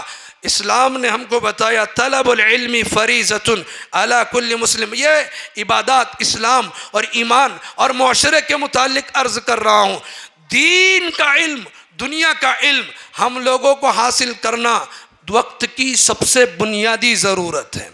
حضرت بابا فرید الدین، حضرت بایزید بستامی رحمۃ اللہ علیہ بہت بڑے اللہ کے ولی ہے، سرتاج الاولیاء ہیں۔ ان کا مقام وہ جانتے ہیں جو تصوف اور صوفی ازم کے۔ میرا بھی پی ایچ ڈی ہوا، پی ایچ ڈی میرا مراٹھواڑہ کی صوفی ازم پر ہوا ہے، تحقیقی مقالہ۔ میں نے کئی اسکالرز کو میرا مقالہ سنایا، میری وہ گائے وہ کتاب بتائی، تو ان لوگوں نے کہا کہ مفتی صاحب اس کو شائع کرنا چاہیے۔ صوفی ازم مجھے وہ تحقیق کرنے کے بعد میں سمجھ میں آیا، ورنہ بہت ساری غلط فہمیاں رہتی۔ تو حضرت بایزید بستامی رحمۃ اللہ علیہ صوفی ازم میں ان کا ایک بہت اونچا مقام ہے۔ ان کی والدہ محترمہ، ان کے والد محترم کا بچپن میں انتقال ہو گیا۔ بایزید بستامی رحمت اللہ علیہ چھوٹے سے بچے تھے۔ ماں نے، میں یہ بتانا چاہ رہا ہوں کہ پہلے زمانے کا کوئی باپ ہو، پہلے زمانے کی کوئی ماں ہو، ان کے ذہنوں میں، ان کے دماغوں میں، ان کے زندگی کے مقصد کو انہوں نے طے کر دیا تھا کہ اپنی اولاد کو ہم تعلیم سے آشنا کریں گے۔ بایزید بستامی رحمت اللہ علیہ پیدا ہوئے، والد کا سر سے سایہ اڑ گیا۔ والد محترمہ نے بستام سے بغداد لے کر آئی، بغداد میں اپنے بچے کو انہوں نے داخلہ دلوایا، اور استاد سے یہ کہا کہ حضرت اس بچے کو میں نے آپ کے مدرسے میں شامل کیا ہے، جب تک یہ حافظ نہ بنے، جب تک یہ عالم نہ بنے، جب تک کہ یہ وقت کا کامل ولی نہ بنے، آپ اس کو گھر پہ روانہ نہ کیجئے۔ حضرت نے وعدہ کر دیا کہ میں اس کو پڑھاؤں گا۔ بایزید بستامی رحمت اللہ علیہ چھوٹے سے معصوم بچے تھے، بہت مختصر، بہت یعنی محدود عمر تھی، بہت مختصر سی عمر تھی۔ بایزید بستامی رحمت اللہ علیہ مدرسے میں رہنے لگے۔ ایک دن گزرا، 2 دن گزرے، بچے ہوتے ہیں، بچوں کو اپنے ماں کا مکھڑا یاد آتا ہے، ماں کا چہرہ یاد آتا ہے، ماں کی ممتا یاد آتی ہے۔ ہم کو معلوم ہے ہم مدرسوں میں گئے، ہمارے ماں باپ نے کس طریقے سے دکھ اور تکلیف کی آنکھوں سے آنسو بہائے ہیں۔ اس وقت میں احساس ہوا جب میں نے اپنے بچے کو ایک مدرسے میں داخل کیا، میں بلا مبالغہ بہت ذمہ داری سے کہتا ہوں، ایک مدرسے میں نے اپنے بچے کو داخل کیا، حالانکہ ناندیڑ سے تھوڑی دور کے فاصلے پر وہ تھا، لیکن جیسے مدرسے کو میں نے چھوڑ کر واپس آیا، اس مدرسے کے گیٹ سے لے کر میرے گھر کے دروازے تک میرے آنکھوں سے آنسو نہیں رکے، رونے لگا۔ ماں کو بھی بایزید بستامی یاد آنے لگے، بایزید بستامی کو ماں یاد آنے لگی۔ یہ بچے جو مدرسوں میں پڑھتے ہیں نا میرے بھائیوں، اسکول اور کالج کے بچے اس کی ہوا کو بھی نہیں پہنچتے۔ یہ قربانیاں دینے والے جنہوں نے اپنے بہنوں کی محبت کو قربان کیا، اپنے گھر کے نرم بستروں کو قربان کیا، اپنے گھر کے اچھے کھانوں کو قربان کیا، اور یہاں پر 4 دیواری میں رہ کر قرآن حدیث کی تعلیم حاصل کر رہے ہیں۔ میرے بھائیوں، ان کا مقام مرتبہ میں آپ کو کیا بتاؤں، آگے چل کر ایک روایت آپ کی خدمت میں پیش کروں گا۔ تو بایزید بستامی رحمت اللہ علیہ باضابطہ بغداد میں علم حاصل کر رہے ہیں، اور کرتے کرتے 2-3 دن گزرے، رونے لگے۔ استاذ نے پوچھا بیٹا کیوں روتے ہو؟ کہا کہ امی یاد آ رہی ہے، امی اپنے ہاتھوں سے مجھے روزانہ لقمہ بنا کر کھلاتی تھی، یہاں تو مجھے کوئی کھلانے والا نہیں ہے، میرے جسم پر کپڑا اگر سو جاؤں تو اڑاتی تھی، یہاں پر تو میرے جسم سے اگر چادر ہٹ جائے تو کوئی اڑانے والا نہیں ہے، میری ماں صبح میں مجھے گرم پانی سے میرا چہرہ دھوتی تھی، یہاں تو صبح میں 4 بجے اٹھ کر ٹھنڈے پانی سے مجھے وضو کرنا پڑتا ہے۔ اب حضرت جی میں اپنے ماں کے مکھڑے کو دیکھ کر آؤں، 2 بول کر آؤں، ملاقات کر کے آ جاؤں۔ حضرت نے کہا تیری ماں نے کہا کہ جب تک تو حافظ نہ بنے، جب جب تک تو عالم نہ بنے اس وقت تک نہ جانا۔ بایزید بسطامی معصوم بچے تھے، معصوم بچے کے آنکھوں میں آنسو آ گئے، رونے لگا، روتے روتے کہنے لگا حضرت میں آپ سے وعدہ کرتا ہوں ایک دن میں جا کے واپس آ جاؤں گا۔ کہا کہ تو کیسے آئے گا؟ یہاں سے تقریباً 40 میل بغداد سے بسطام دور ہے، اتنے دور کے لیے تو ایک دن جا کر واپس کیسے آ جائے گا؟ کہا کہ حضرت میں ایک دن ہی گھر پہ رہوں گا، واپس آ جاؤں گا۔ میری ماں بہنوں غور سے سنو، کسی کی اولاد میں اگر کوئی بچہ حافظ بنتا ہے تو ایسے ہی نہیں بنتا۔ وہ بایزید بسطامی رحمۃ اللہ علیہ استاد سے کہنے لگے، استاد انکار کرنے لگے، استاد کو پھر اصرار کرنے لگے، تو پھر آخر کار استاد نے مجبور ہو کر کہا ٹھیک ہے بیٹا، اگر 8 دن کا سبق کل صبح فجر کے بعد میں اگر تم نے سنایا تو میں تمہیں چھٹی دے دوں گا۔ بایزید بسطامی چھوٹے سے معصوم بچے ہیں، انہوں نے عشاء کی نماز کے بعد کتاب پڑھنا شروع کیا اور اس دور کے جو تعلیمی نظام تھا وہ 8 دن کا سبق یاد کرنے لگے۔ اور کمال کی بات تو یہ ہے، کمال کی بات تو یہ ہے کہ بایزید بسطامی چھوٹے سے بچے نے فجر کی اذان تک 8 دن کا سبق یاد کر لیا۔ فجر کی نماز پڑھے، فجر کی نماز کے بعد میں استاذ کی خدمت میں حاضر ہوئے، حضرت سن لیجئے۔ استاذ حیران، 8 دن کا سبق یاد کر لیا؟ ہاں 8 دن کا سبق یاد کر لیا۔ کہا کہ اگر ایک غلطی بھی نکلی تجھے اجازت نہ ملے گی۔ حضرت بایزید بسطامی نے کہا حضرت آپ کو جیسا کرنا ہے ویسا کیجئے، لیکن میں تو سناؤں گا۔ سنانا شروع کیا، بغیر غلطی کے 8 دن کا سبق بایزید بسطامی رحمۃ اللہ علیہ نے سنا دیا۔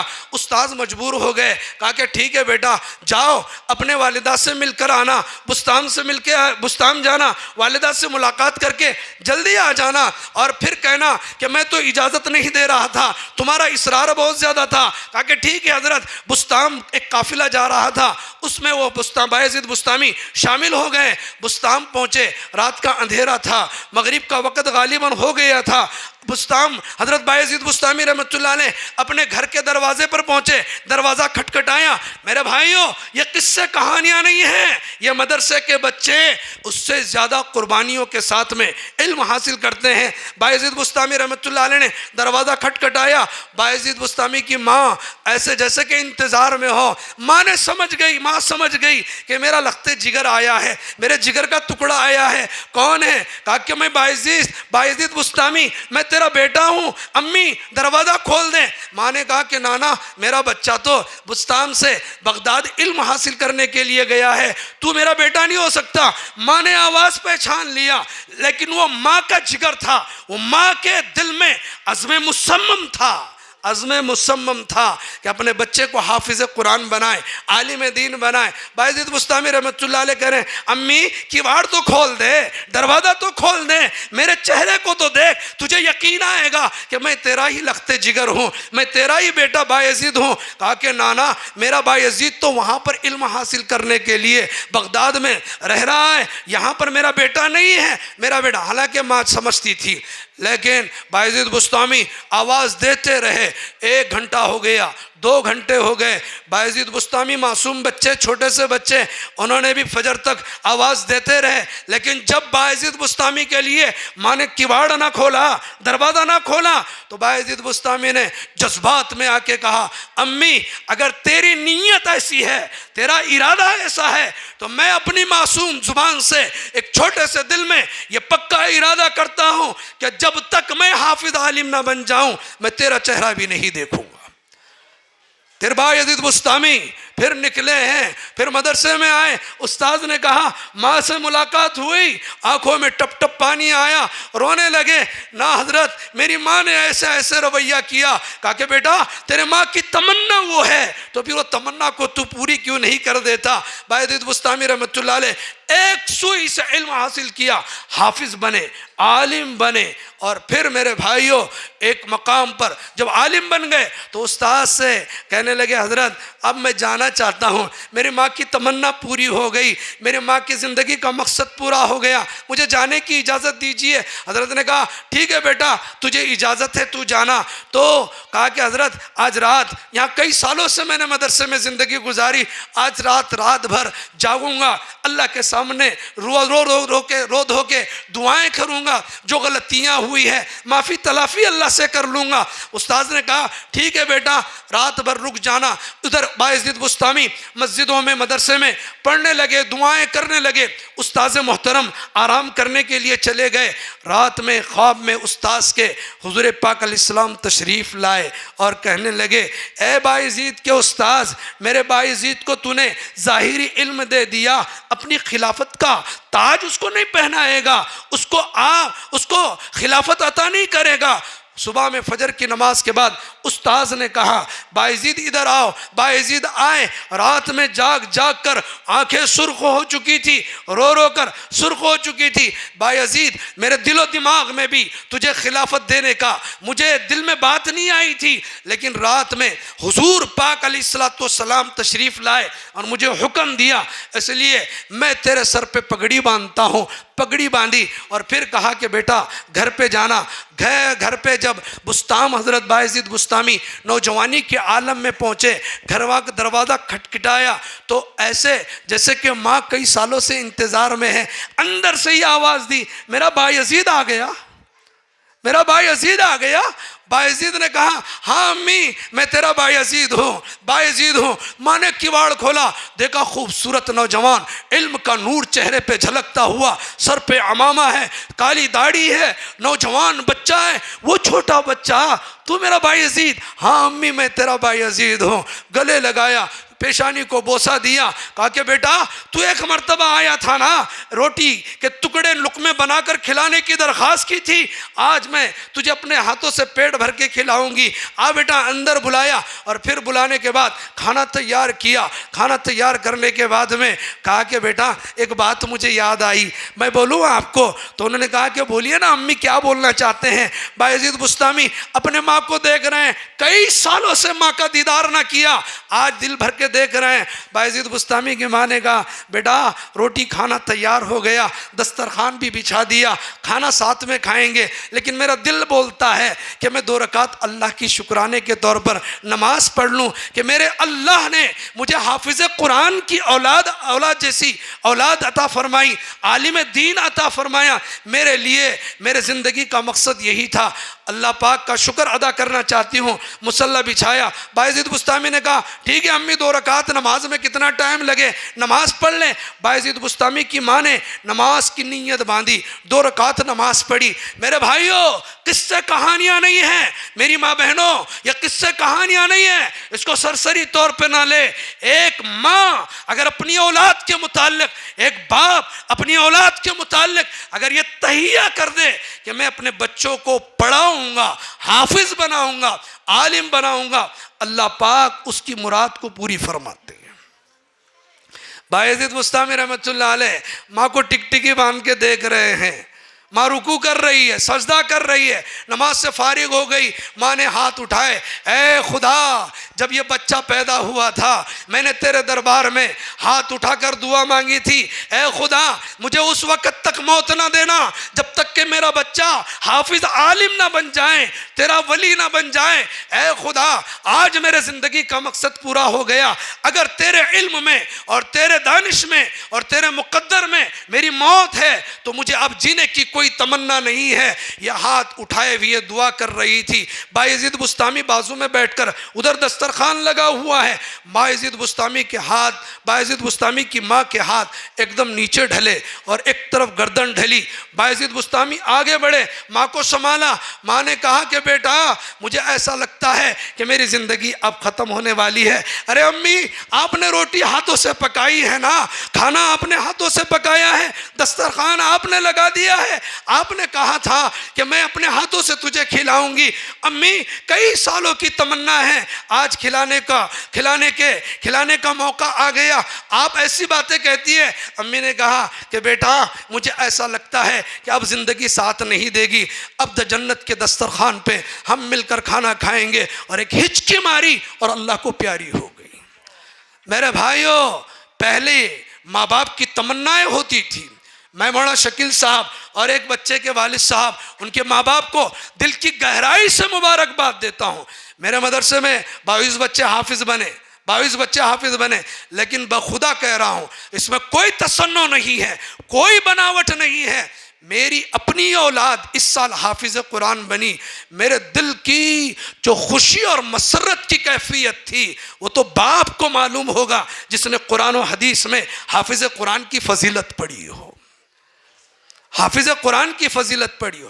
میں نے میرے بچے کو کہا بیٹا حافظ قرآن بنے گا، تحفے میں ایک باپ کی طرف سے بیٹے کے لیے عمرے کا تحفہ، میں نے اپنے بچے کو عمرے کا تحفے کے طور پر لے کے گیا۔ دوسرے بیٹے کو میں نے کہا، میرا دوسرا بیٹا ابھی تیسری میں ہے، اس کے 16 پارے ہو گئے، آئندہ سال بقرعید تک وہ بھی حافظ قرآن بنے گا۔ تو میں نے ایک صاحب مجھے کہنے لگے مفتی صاحب 90 سے 1 لاکھ روپے خرچ آ رہا ہے، آپ اپنے بچے کے دیگر ضرورتوں کو کیجئے، آپ اپنی دیگر ضرورت کو، یہ بچہ تو چھوٹا ہے، عمرے کے لیے آپ لے کے جا رہے ہیں۔ لیکن میں نے کہا کہ اس بچے کو اور اسی طریقے سے دیگر بچوں کو یہ احساس ہونا چاہیے، ان ماں باپ کو بھی احساس ہونا چاہیے جن کے بچے حافظ قرآن بن رہے ہیں، تنگ دل نہ ہو، تنگ دل نہ ہو۔ میرے بھائیوں یہ حافظ قرآن بن گئے، یہ قرآن کے حافظ بن گئے ہیں۔ اللہ پاک نے قرآن، میرا بچہ 9th میں ہے تو میں نے ہمارے سر سے مشورہ کیا کہ اب اس کے عصری تعلیم کے لیے میں کیا کروں۔ ثنائی اسکول میں میرا ایڈمیشن میں نے رکھا تو ایک اینگلو سے میں نے اس کا ایڈمیشن دیا، تو سروں سے مشورہ کیا تو ایک سر جو کئی سالوں سے پڑھا رہے ہیں انہوں نے کہا کہ مفتی صاحب حافظ قرآن کے متعلق ہمارا 20 سال کا تجربہ ہے، جو بچے ریگولر پڑھتے ہیں ان سے بھی زیادہ آگے یہ نکل جاتے ہیں، آگے نکل جاتے ہیں۔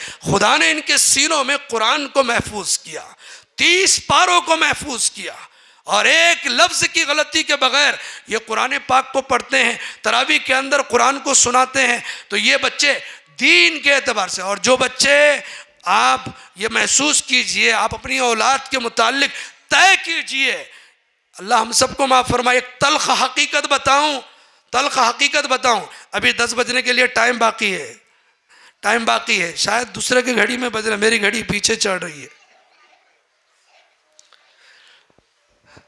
ایک تلخ حقیقت ہے، جو بچہ مائنڈیڈ ہے، ہوشیار ہے، ایجوکیٹڈ ہے، جن کے ماں باپ پڑھے لکھے ہیں، وہ باضابطہ اپنے بچوں کو انگلش میڈیم میں پڑھا رہے ہیں۔ خوشی سے پڑھائیے، دنیا کی تعلیم ضرور دیجیے۔ اگر دوپہر کی شفٹ میں آپ کے بچے پڑھتے ہیں تو خدا کے واسطے صبح کی شفٹ میں ہمارے بچوں کو حافظ قرآن بنائیں، عالم دین بنائیں۔ میں آپ کو، چونکہ پڑھے لکھے لوگ ہیں، زیادہ وضاحت کی ضرورت نہیں، میں علماء کی بھی خدمت میں ایک چھوٹا سا سبق سنا رہا ہوں۔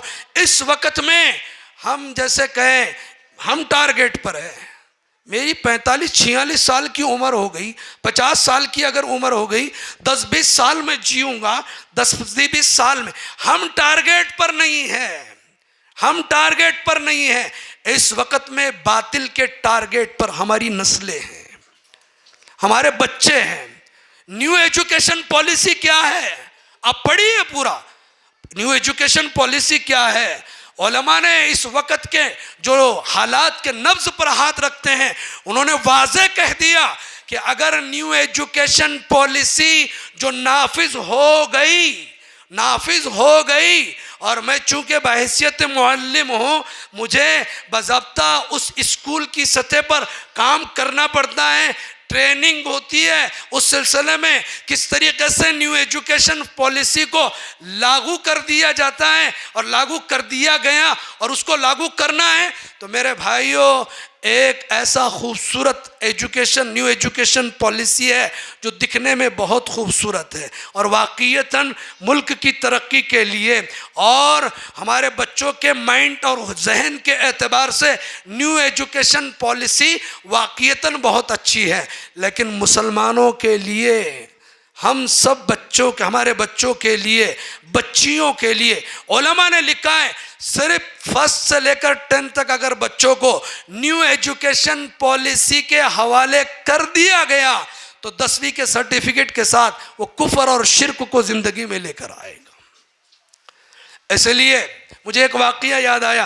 حضرت حکیم الاسلام قاری طیب صاحب رحمۃ اللہ علیہ افریقہ تشریف لے گئے.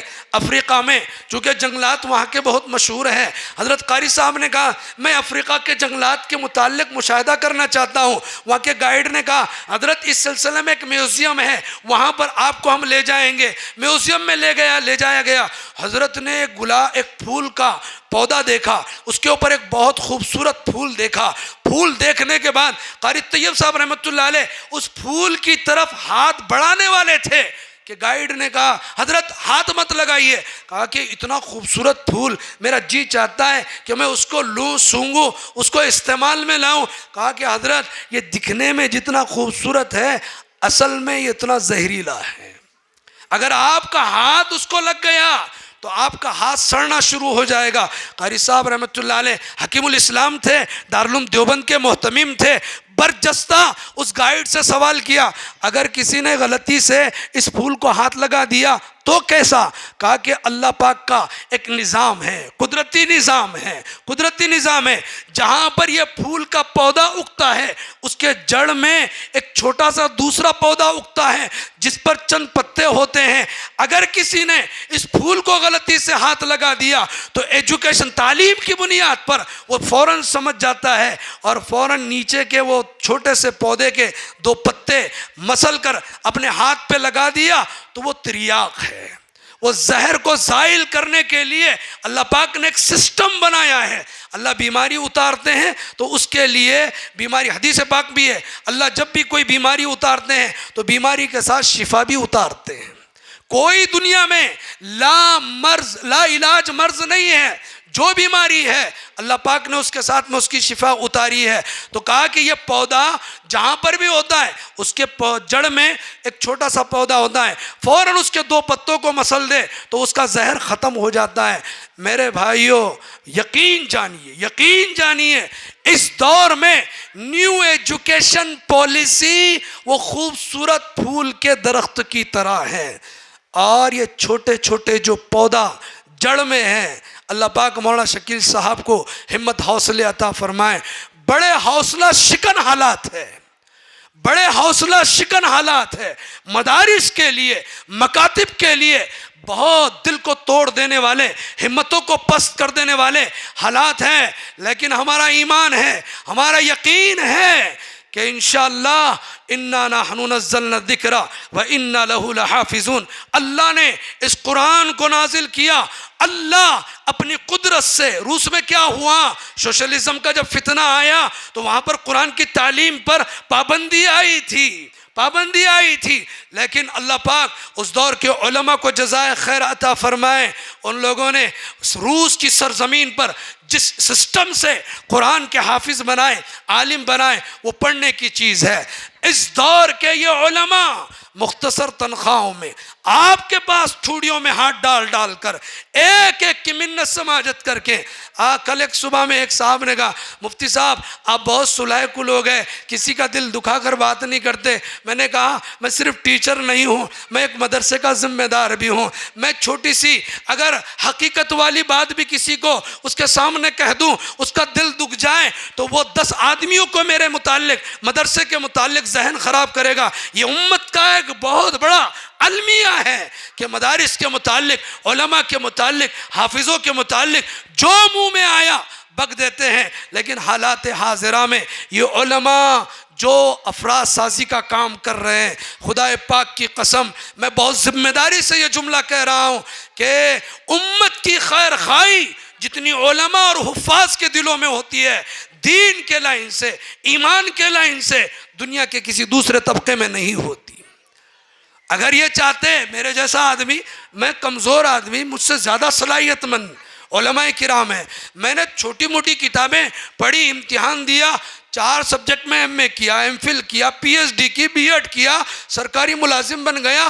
ہزاروں کی تعداد تنخواہ، ہزاروں روپے کی تنخواہیں. کبھی کبھی ایسا ہوتا ہے ہم مولوی لوگ کفایت شعاری ہوتے ہیں، ایک مہینہ گزر جاتا ہے، مہینے کی تنخواہ اٹھانے کی نوبت نہیں آتی. لیکن یہ علماء اللہ پاک ان کو جزائے خیر دیں، اللہ ان کو جزائے خیر دیں.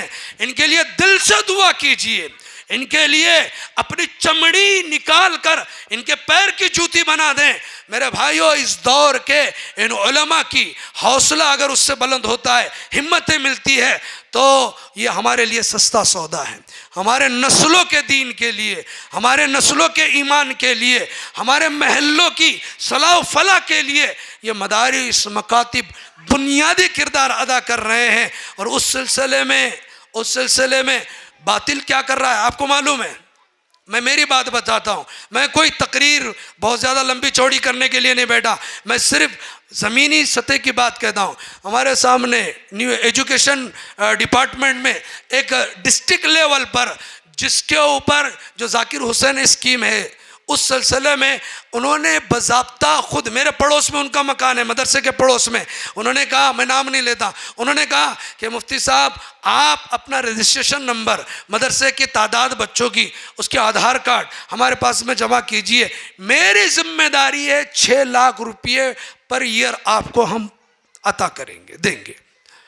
میں نے کہا کہ دارالعلوم دیوبند کہتا ہے امت کے سامنے جائیں، لوگوں کے سامنے بھیک کے ہاتھ پھیلائیں، دین کے لیے ایک ایک کے ٹھوڑی میں ہاتھ ڈالیں، منت سماجت کریں، لیکن ہم دنیا والوں سے، حکومت سے 1 روپیہ نہیں لیں گے۔ اپنے بچوں کو، مسلمانوں کو بولیں گے تیرے گھر میں اگر آدھا کلو چاول پکتا ہے، 1 مٹھی چاول میرے مدرسے کے لیے نکال۔ اگر تو روزانہ 100 روپے کماتا ہے، 5 روپے مدرسے کو دو۔ میرے بھائیوں، اگر مہینے کے 30,000 40,000 روپے کماتے ہیں، خدا کے واسطے یہ ہماری آخرت کے لیے، ایک بچہ حافظ بن گیا، ایک بچہ عالم بن گیا، ہمارے لیے دنیا اور آخرت میں اس پر اللہ پاک کیا عطا کریں گے۔ ارے ان کو محبت سے دیکھنے پر، مولانا نے دوران خطاب ایک جملہ کہا، ان کو محبت سے دیکھنے پر، خدا پاک، حدیث کی روشنی میں کہہ رہا ہوں، خدا پاک کی قسم، اللہ مغفرت کا اعلان کرتا ہے، اللہ پاک مغفرت کا اعلان کرتا ہے محبت سے دیکھنے پر۔ اگر تمہاری اولاد حافظ بن جائے، تمہارے پیسوں سے ایک مدرسہ پنپنے لگے، مستحکم ہو جائیں، مضبوط ہو جائیں، سارا نظام سسٹم کے ساتھ چلنے لگے، تو پھر انشاءاللہ عزیز اس فتنوں کے دور میں، اس کفر اور ارتداد کے دور میں اللہ پاک کی ذات سے امید ہے یہ مدارس اپنے فیض کو عام کریں گے۔ میں علماء سے ایک ادباً گزارش کرتا ہوں، حوصلے بلند رکھیے، اللہ کی رحمت سے مایوس نہ ہو۔ جب تک قرآن ہمارے ساتھ میں ہے، دین ہمارے ساتھ میں ہے، باطل چاہے کتنے بھی اپنے پروگرام کر لے، مکر بنا لے، لیکن قرآن کی وہ آیت، اللہ کا مکر ان کے مکروں کے مقابلے میں بڑا ہوتا ہے۔ اللہ اپنی تدبیر چلائیں گے، اپنا مکر چلائیں گے، اور باطل کے سارے نقشوں کو اللہ نیست نابود کریں گے۔ پھر ایک بات کہتا ہوں، آزادی سے پہلے ہمارے ہندوستان میں ہم لوگوں کے دشمن انگریز تھے، جو مذہب کے اعتبار سے عیسائی تھے، لیکن آزادی کے بعد اسلام کے دشمن، مسلمانوں کے دشمن ساری قوم نہیں ہے، ساری غیر مسلم کمیونٹی نہیں ہے، وہ سارے اس کے سماج نہیں ہے، کچھ لوگ ہیں جو باضابطہ اسلام اور قرآن کو مٹانے کے پلاننگ کر رہے ہیں، اور وہ یہودی ہے۔ میں واضح طور پر کہہ دوں، حقیقت ہے، پڑھے لکھے لوگ جانتے ہیں، برہمن ڈی این اے ٹیسٹ آپ ان کا کر لیجئے، وہ باضابطہ یہودی نسل کے ہیں۔ یہودی مسلمانوں کے لیے عیسائیوں کے مقابلے میں خطرناک ہے۔ آج کے زمانے میں ہم علماء کو، ہم دین کا کام کرنے والوں کو پورے عزم و حوصلوں کے ساتھ، پورے تیاری کے ساتھ میدان عمل میں اترنے کی ضرورت ہے۔ علامہ اقبال نے کہا تھا، یقی محکم عمل پہ ہم، محبت فاتح عالم، جہاد زندگانی میں یہی مردوں کی شمشیریں۔ کوئی اندازہ کر سکتا ہے تیرے زور بازو کا، نگاہ مرد مومن سے بدل جاتی ہے تقدیریں۔ حوصلے پس نہ ہو، اللہ بڑے ہیں، اللہ کا نظام بڑا ہے، اللہ تبارک و تعالی مدد و نصرت فرمانے والے ہیں، اس لیے اللہ کی ذات پہ بھروسہ کر کے ہم کام کرتے رہیں۔ اور آپ لوگوں سے گزارش ہے، اپنے علاقوں کے لوگ، اپنے علاقوں کے مدرسے، اس پہ خصوصی توجہ دے۔ میں جس مدرسے میں کام کرتا ہوں، مدرسہ معہد الابرار، آپ نے ہمارا کوئی سفیر نہیں دیکھا، آپ نے کبھی یہ سنا نہیں ہوگا کہ مفتی اعظم صاحب نے کسی دوسرے شہر میں جا کر اعلان کیا۔ میں کہتا ہوں، صرف 3 محلے سے ہمارے مدرسے کا 22 لاکھ روپے سالانہ خرچے ہیں مولانا، 22 لاکھ روپے۔ کوئی سفیر نہیں، کوئی استاد چندہ نہیں کرتا، 22 لاکھ روپے محلے 3 محلے کے لوگ پورا کرتے ہیں۔ نیو سٹی سے 54 لاکھ روپے کا 2-3 سال پہلے 1.25 ایکڑ جگہ لیے 54 لاکھ روپے کی، صرف نیو سٹی سے، نئے آبادی سے ادھر کے علاقے کے لوگوں نے تعاون کیا۔ پرانے شہر میں صرف قبا مسجد میں اور عمر فاروق میں اعلان ہوا، وہ بھی ایک مرتبہ اللہ پاک نے لوگوں کے ذریعے سے تقاضے پورے کیے۔ ہمارا نظام صحیح ہے، ہمارے علاقے کے لوگ ہمارے ساتھ میں ہیں، اللہ کی مدد بھی انشاءاللہ ہمارے ساتھ میں رہے گی۔ مولانا شکیل صاحب کو میں دل کے گہرائی سے مبارکباد دیتا ہوں، بچوں کو جو انعام لوگوں نے دیا ہے۔ مولانا گھبرائیے مت، انشاءاللہ ہم اگر 100 روپیہ کما رہے ہیں تو 10 روپیہ انشاءاللہ مدرسے کو دیں گے۔ ارے دیں گے، کون کون دیں گے 10 روپیہ؟ 1000 کما رہے ہیں تو انشاءاللہ 100 روپیہ دیں گے، 10,000 کما رہے ہیں تو انشاءاللہ 1000 دیں گے نا، انشاءاللہ کریں گے نا سب انشاءاللہ۔ اللہ پاک ہم سب کو عمل کی توفیق بخشے، آمین وآخر دعوانا۔ سنتے رہیں گے، لیکن میں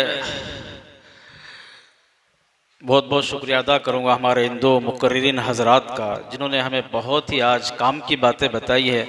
اگر ہم ان باتوں کو اپنی زندگی میں لائے اور اس پر عمل کرنے کی کوشش کریں تو انشاءاللہ کامیابی ہمارے قدم چومے گی۔ سب عمل کریں گے بھائی انشاءاللہ۔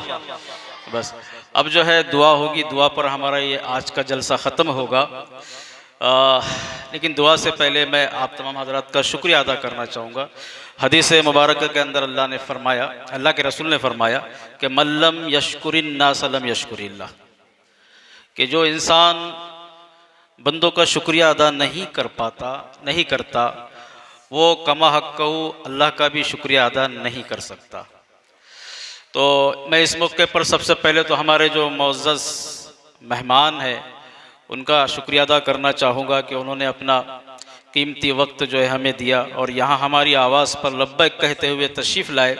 اللہ ان کے یہاں آنے کو بے انتہا قبول کرے اور انہیں اس کا دنیا اور آخرت میں بہترین جزا عطا فرمائے۔ اسی طریقے سے جو اسٹیج پر بیٹھے ہوئے علماء کرام ہیں، میں ان کا بھی شکریہ ادا کرتا ہوں۔ انہی کے ساتھ جو آپ حضرات ہماری آواز پہ قرب و جوار سے یہاں پہ تشریف لائے، اب میں نام بنام کس کس کا لوں، سبھی کا جو ہے میں شکریہ ادا کرتا ہوں اور اللہ رب العزت کے حضور دعا کرتا ہوں کہ اللہ رب العزت آپ کے آنے کو، بیٹھنے کو، سننے کو بے انتہا قبول فرمائے۔ ابھی جو ہے دعا ہوگی اور دعا کے بعد میں فوراً اذان ہوگی اور اذان کے 2 یا 3 منٹ کے بعد میں جماعت کھڑی کر دی جائے گی اور جماعت کے بعد میں فوراً جو ہے تو یہاں کھانے کی صفیں بچھائیں گی اور آپ حضرات سے میری مؤدبانہ گزارش ہے، بلکہ مجھے خوشی ہوگی اگر آپ تمام حضرات یہاں پر کھانا کھائیں گے بھائی انشاءاللہ۔ تو ابھی دعا ہوگی، علی حضرت مولانا یونس صاحب اب دعا فرمائیں گے انشاءاللہ۔ دعا کے بعد اذان ہوگی اور اذان کے بعد جماعت کھڑی کر دی جائے گی۔ اللہم لک الحمد کلو ولک الشکر کلو ولک الثناء کلو، اللہم لک الحمد کما ینبغی لجلال وجہک وعظیم سلطانک، جزا اللہ عنا محمدا بما ہوا اہلہ صلی اللہ علیہ وسلم۔ اللہم صلی علی سیدنا محمد وعلی آل سیدنا محمد صلاة تنجین بها من جميع الاحوال والآفات، تقضی لنا بها جميع الحاجات، تطہرنا بها من جميع السیئات، تبلغنا بها اقصى الغایات، من جميع الخيرات في الحياة بعد الممات، إنك على كل شيء قدير۔ اللهم إنا نسألك إيمانا كاملا ولسانا ذاكرا وقلبا شاكرا وعملا متقبلا وشفاء من كل داء۔ اللهم إنا نعوذ بك من زوال نعمتك وتحول عافيتك وفجاءة نقمتك وجميع سخطك۔ اللهم أحسن عاقبتنا في الأمور كلها وأجرنا من خزي الدنيا وعذاب الآخرة۔ اللهم أعز الإسلام والمسلمين، اللهم احفظ الاسلام والمسلمين. اللهم دمر ديار اليهود ومزق جمعهم وخالف بين كلمتهم وزلزل أقدامهم وشتت شملهم. اللهم انصر المسلمين الذين يجاهدون في سبيلك. اللهم انصرهم نصرا عزيزا عاجلا غير آجل إنك على كل شيء قدير. اللهم أهلك اليهود كما أهلكت آدم وثمود إنك على كل شيء قدير. یا حنان یا منان یا ذا الجلال والاکرام. اے اللہ رحم کا، کرم کا، عافیت کا معاملہ فرما، تمام گناہوں کو معاف فرما، ظاہر کو نیک فرما، باطن کو نیک فرما.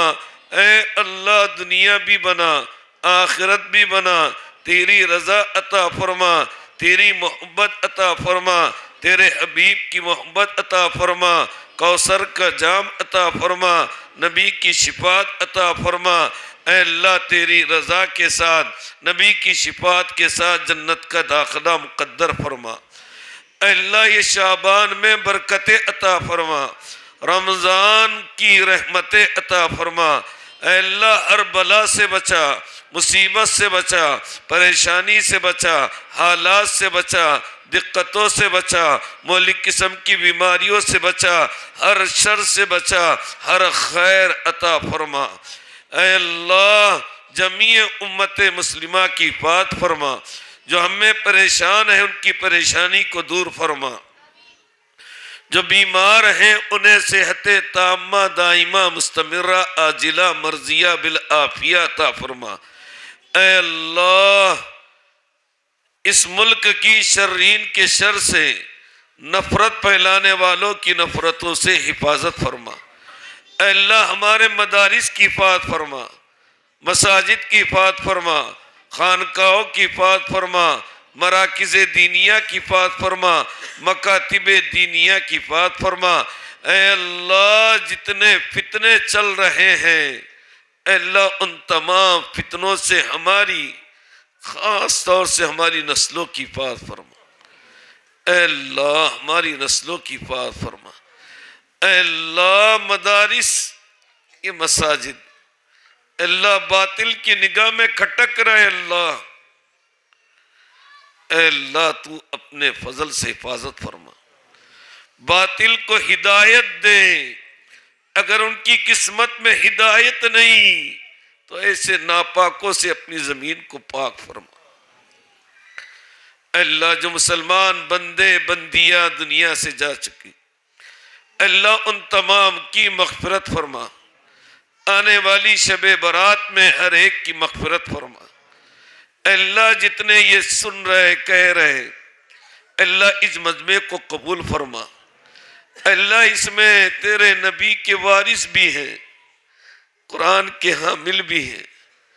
اے اللہ سفید ریش والے بھی ہیں، ننھے مننے معصوم مہمانان رسول بھی ہیں، تیری پاک بندیاں بندے بھی ہیں. اللہ ہر ایک کی جائز تمنا کو پورا فرما. آج کے جلسے کو قبول فرما. اے اللہ جلسے کا نظم کرنے والوں کو قبول فرما. یہ دونوں حفاظ کرام کو دنیا آخرت میں ترقی عطا فرما. تو نے عالم دین بنا، اے اللہ حافظ قرآن بنایا، انہیں مزید ترقی عطا فرما. اپنے وقت کا عالم مفتی شیخ الحدیث بنا. تیرے لیے کوئی مشکل نہیں. اے اللہ تو آسان فرما. اس مدرسے کو اے اللہ دن دگنی رات چوگنی ترقی عطا فرما. امت مسلمہ کی قلوب کو مائل فرما.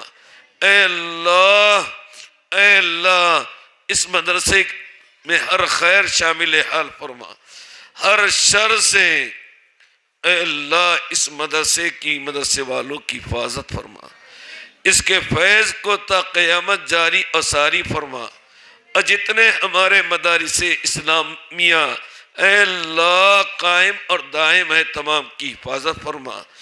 اے اللہ ہماری دعا کو محض اپنے کرم محمد رسول اللہ صلی اللہ علیہ وسلم کے وسیلے سے قبول فرما۔ اللہم انا نسألک من خیر ما سألک منہ نبیک محمد صلی اللہ علیہ وسلم ونعوذ بک من شر ما استعاذک منہ نبیک محمد صلی اللہ علیہ وسلم وَأَنْتَ الْمُسْتَعَانُ وَعَلَيْكَ الْبَلَاغُ لَا حَوْلَ وَلَا قُوَّةَ إِلَّا بِاللَّهِ الْعَلِيِّ الْعَظِيمِ وَالْحَمْدُ لِلَّهِ رَبِّ الْعَالَمِينَ۔